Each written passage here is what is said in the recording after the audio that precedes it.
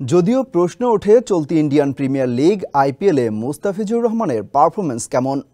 ৮ ম্যাচে ১৪ উইকেট শিকারের পর যে কেউ বলবে বেশ ভালো সময় কাটাচ্ছেন বাংলাদেশের কাটার মাস্টার। তবে একটি আক্ষেপ রয়েছে মুস্তাফিজ ভক্তদের। আইপিএলে চলতি আসরে তার সাবেক দলগুলোর বিপক্ষে পারফরম্যান্স খুব একটা ভালো নয়। এতে প্রশ্ন উঠেছে কেন, সেই উত্তর খোঁজার চেষ্টা করেছেন রায়হান রাসেল।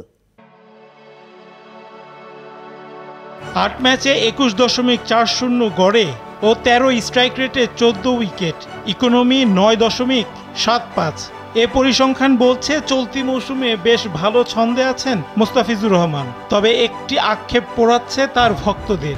সেলফিন অ্যাপে দেশ বিদেশের যে কোনো জায়গা থেকে অ্যাকাউন্ট খুলতে পারবেন কোনো ঝামেলা ছাড়াই। সেলফিন, আগামীর ব্যাংকিং। সাবেক দলগুলোর বিপক্ষে তার পারফরমেন্স প্রত্যাশা মাফিক নয়। এখন পর্যন্ত আইপিএলে ৩ সাবেক দলের বিপক্ষে খেলেছেন কাটার মাস্টার। চলতি আসরে শিকার করা ১৪ উইকেটের মাত্র ৪টি এসেছে এই ৩ দলের বিপক্ষে।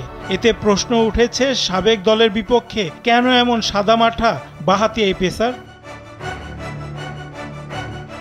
আইপিএলে চেন্নাই সুপার কিংস মুস্তাফিজের ৫ নম্বর দল। এর আগে সানরাইজার্স হায়দ্রাবাদের জার্সিতে আইপিএলে অভিষেক হয় তার। এরপর রাজস্থান রয়্যালস, দিল্লি ক্যাপিটালস ও মুম্বাই ইন্ডিয়ান্সে খেলেছেন তিনি।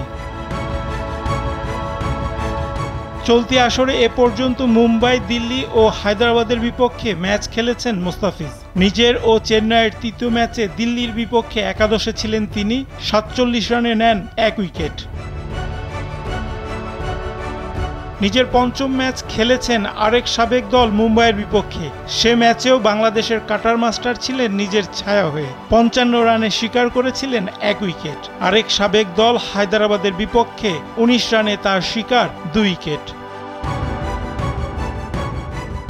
এর আগে যুক্তরাষ্ট্র ভিসা সংক্রান্ত ইস্যুতে দেশে থাকায় গত ৫ এপ্রিল হায়দ্রাবাদের বিপক্ষে খেলা হয়নি তার। সাবেক দলগুলোর বিপক্ষে তুলনামূলক তার খারাপ পারফরম্যান্স নিয়ে প্রশ্ন উঠেছে। এর জন্য দায়ী করা হচ্ছে ম্যাচের ভেন্যুকে। নিজের প্রথম ২ ম্যাচে ৬ উইকেট শিকার করা মুস্তাফিজকে খেলতে হয়েছে চেন্নাইয়ের হোম ভেন্যুতে। বিশেষজ্ঞদের মতে চেন্নাইয়ের উইকেট কাটার মাস্টারের বোলিংয়ের জন্য বেশি মানানসই। দিল্লির বিপক্ষে ম্যাচটি খেলতে হয় বিশাখাপত্তনম ও ওয়াংখেড়েতে খেলতে হয় মুম্বাইয়ের বিপক্ষে।